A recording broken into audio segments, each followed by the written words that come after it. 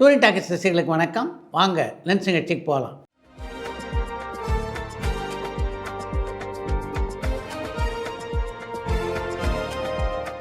என்னப்பா முதல் கேள்வி?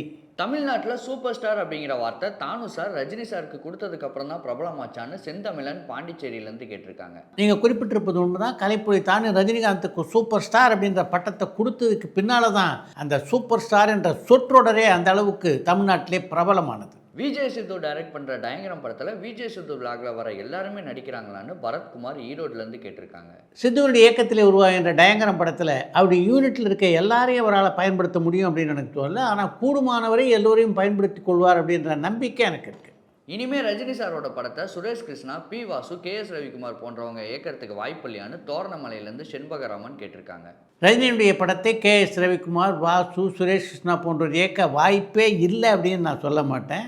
ஆனால் வாய்ப்பு குறைவாக இருப்பதாக நான் எண்ணுகிறேன். ஐஸ்வர்யா ரஜினிகாந்த் அவர்கள் அடுத்து யாரை ஹீரோவை வச்சு படம் பண்ண போகிறாங்கன்னு அமிர்தேஸ்வரன் குவைத்திலேருந்து கேட்டிருக்காங்க. ஐஸ்வர்யா ரஜினிகாந்தை பொறுத்த வரைக்கும் இப்போ எந்த ஒரு திரைப்படத்தையும் இயக்குகின்ற எண்ணத்தில் அவர் இருப்பதாக தெரியல. மெய்யழகன் படத்தில் நடித்த கார்த்தி, அரவிந்த் சாமி 2 பேரில் யாருக்காச்சும் தேசிய விருது கிடைக்க வாய்ப்பு இருக்கான்னு பிரேம் கடலூர்லேருந்து கேட்டிருக்காங்க. மெய்யழகன் படத்திலே அற்புதமான நடிப்பை வெளிப்படுத்தியிருந்தார் அரவிந்த் சாமி. அதில் யாரும் மாற்று கருத்து கொள்ள முடியாது. ஆனாலும் அவருக்கு தேசிய விருது கிடைப்பது என்பது போட்டியிலே எந்தெந்த நடிகர்கள் நடித்த படங்கள் கலந்து கொள்ளப் போகின்றன அப்படின்றத பொறுத்தது. இந்த 2025 தமிழ் சினிமாவுக்கு எப்படிப்பட்ட வருடமாக அமைஞ்சிருக்குன்னு திருவாரூர்லேருந்து கார்த்திக் அண்ணையன் கேட்டிருக்காங்க. 2020 தமிழ் சினிமாவை பொறுத்த வரைக்கும் திருப்திகரமான ஆண்டாக அமையலை அப்படின்றது தான் உண்மை. வெற்றி படங்களுடைய சதவீதம் பார்த்திங்கன்னா மிக குறைவு. இந்த வருடம் ரீரிலீஸ் ஆன படங்களில் எந்த படம் அதிக வசூலை குவிச்சிருக்குன்னு பரத் வெண்ணந்தூர்லேருந்து கேட்டிருக்காங்க. இந்த வருடம் ரீரிலீஸ் ஆன படங்களில் நல்ல வசூலை தந்த படங்கள் என்று விஜயனுடைய சச்சின் படத்தையும் விஜயகாந்துடைய கேப்டன் பிரபாகரன் படத்தையும் சொல்லலாம். சித்ரா சார், நீங்கள் பத்திரிகையாளராக இருந்தபோது உங்களுக்கு ஏதாவது மிரட்டல்கள் வந்திருக்கான்னு ஹரீஷ் பழனியிலேருந்து கேட்டிருக்காங்க. நான் பத்திரிகையாளராக இருந்தபோது சின்ன சின்ன சண்டைகள் வந்திருக்கின்றன. ஆனால் மிகப்பெரிய அச்சுறுத்தல்கள் எதுவும் வந்ததில்லை. ஜெமினி கணேசன், புஷ்பவல்லி அவர்களை பற்றின சுவாரஸ்ய தகவல் சொல்ல முடியுமான்னு மதன் டி நகர்லேருந்து கேட்டிருக்காங்க. ஜெமினி கணேசனை புஷ்பவல்லி காதலித்த காலகட்டத்தில் ஜெமினி கணேசனுக்கு ஏற்கனவே திருமணம் ஆகியிருந்தது. இந்த விஷயம் புஷ்பவல்லிக்கும் தெரியும். அப்படி இருந்தும் அவர் ஜெமினி கணேசனை தீவிரமாக காதலித்தார். அவர் மூலமாக குழந்தை பெற்றுக்கொள்ள வேண்டும் என்று ஆசைப்பட்டார் என்றால் அதுக்கு முக்கியமான காரணம் ஜெமினி கணேசன் மேலே அவருக்கு இருந்த காதல். அந்த அளவுக்கு எல்லா பெண்களாலும் விரும்பப்படுகின்ற காதல் மன்னனாக அந்த காலகட்டத்தில் இருந்தவர் தான் ஜெமினி கணேசன்.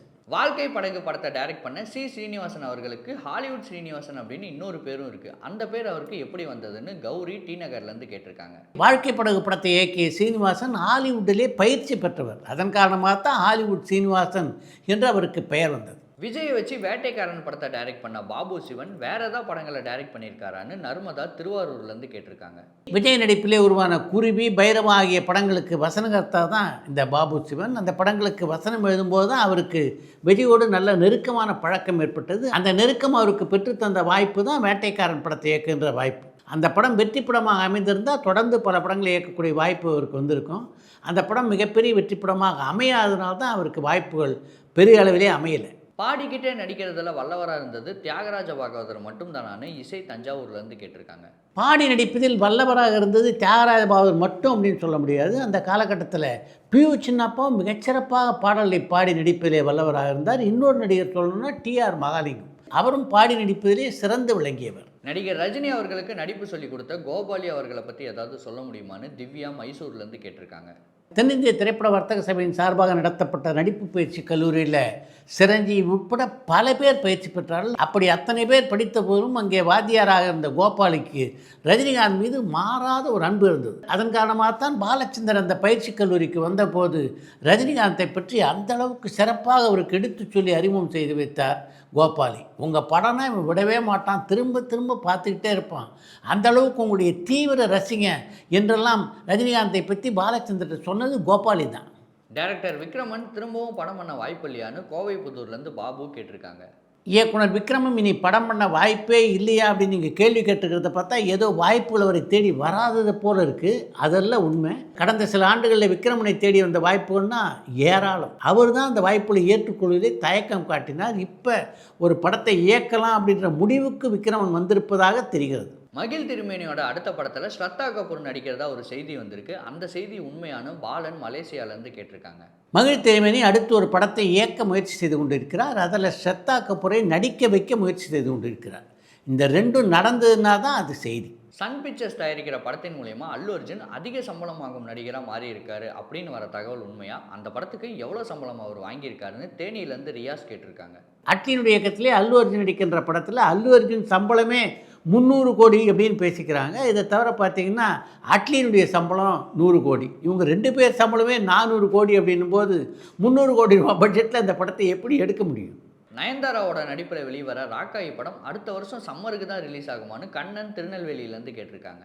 செந்தில் நல்லசாமி இயக்கத்திலே நயன்தாரா நடிக்கின்ற ராக்காய் படத்தை டிசம்பர் மாதம் 14ஆம் தேதி என்று வெளிக்கொண்டு வந்து விட வேண்டும் அப்படின்னு தான் அந்த படத்தினுடைய தயாரிப்பாளர்கள் திட்டமிட்டு கொண்டிருக்கிறார்கள். யூடியூப்லேருந்து சினிமாவுக்கு வர யாருமே ரொம்ப நாள் சினிமாவில் தாக்கு பிடிக்க முடியாமல் திரும்பவும் யூடியூப்கே போயிடுறாங்களே, அதற்கு காரணம் என்னன்னு சவுந்தர் திருநெல்வேலியிலேருந்து கேட்டிருக்காங்க.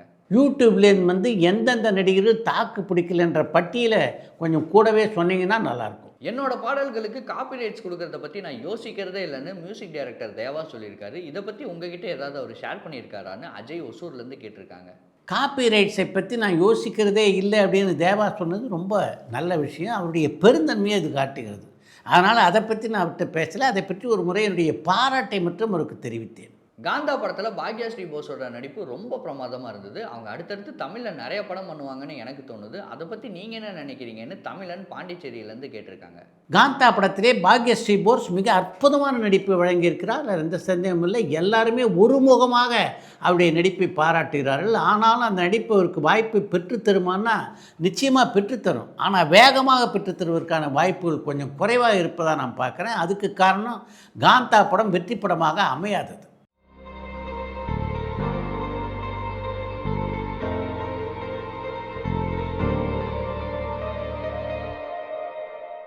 KR ராமசாமி அவர்களோட முதல் வெற்றி படம் எதுன்னு தமிழ் திருப்பூர்லேருந்து கேட்டிருக்காங்க.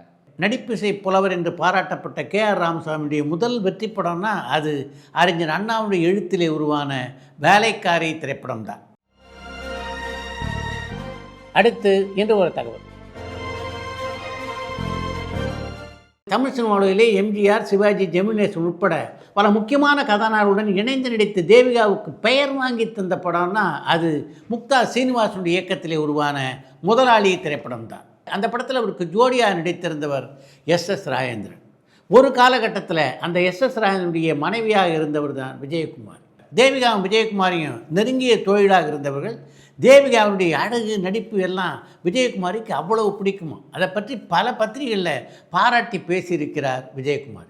அப்படி இருந்தும் தேவிகாவுக்கு மிக அதிகமான வாய்ப்புகள் கிடைக்காததுக்கு முக்கியமான காரணம் படப்பிடிப்புக்கு தாமதமாக வருகின்ற போக்கை அவர் வைத்து கொண்டிருந்ததான் அப்படின்னு ஒரு பேட்டியில் சொல்லியிருக்கார் விஜயகுமார். அந்த ஒரு சிறு குறையை மட்டும் தேவிகா தவிர்த்திருந்தார் என்றால் இன்னும் மிகப்பெரிய உயரத்தை அவர் தொட்டிருப்பார் என்பது தான் விஜயகுமாருடைய எண்ணம்.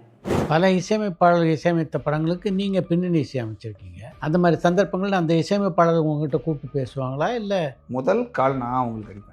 பட் அதில் என்ன சிக்கல் வருதுண்ணா சார், ஆக்சுவலி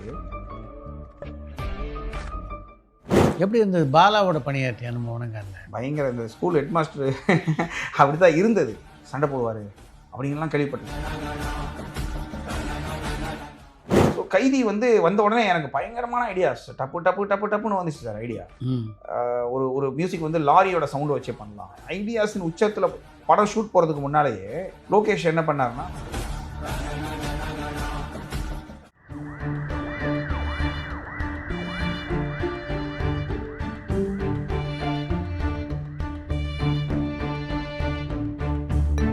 பரபரப்பான சினிமா செய்திகள், நட்சத்திரங்களின் பேட்டிகள், சினிமா வரலாறு ஆகியவற்றை பார்க்கவும் படிக்கவும் உங்களுக்கான இணையதளம் touringtalkies.co.